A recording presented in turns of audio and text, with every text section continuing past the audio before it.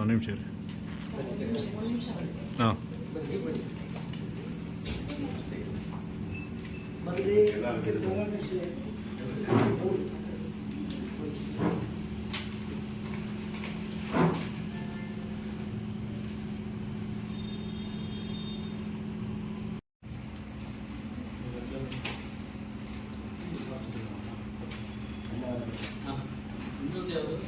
ಒಂದು DC ಒಂದು ministry sir.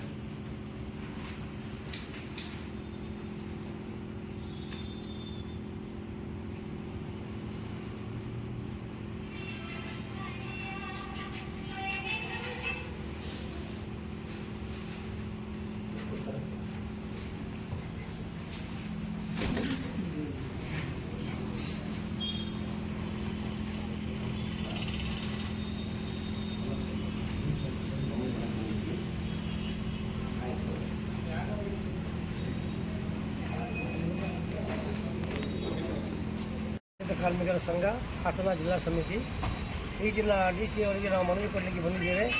ಮನವಿಯ ಉದ್ದೇಶ ಏನಪ್ಪ ಅಂದರೆ, ಮನವಿಯ ಉದ್ದೇಶ 156 ವಲಯಗಳು ಏನು ರಾಜ್ಯ ಸರ್ಕಾರದಿಂದ ನಮಗೆ ಕೊಟ್ಟಿದ್ದಾರೆ, ಅದ್ರ ಬಗ್ಗೆ ಕಟ್ಟಡ ಕಾರ್ಮಿಕರಿಗೆ ಏನು ಮೂಲಭೂತ ಸೌಲಭ್ಯಗಳನ್ನು ಕೊಡ್ತಾರೆ, ಮೋಟಾರ್ ಸಾರಿಗೆಯವರಿಗೆ ಏನು ಮೂಲಭೂತ ಸೌಕರ್ಯಗಳು ಕೊಡ್ತಾ ಇದ್ದಾರೆ 5 ಲಕ್ಷ ಥರ.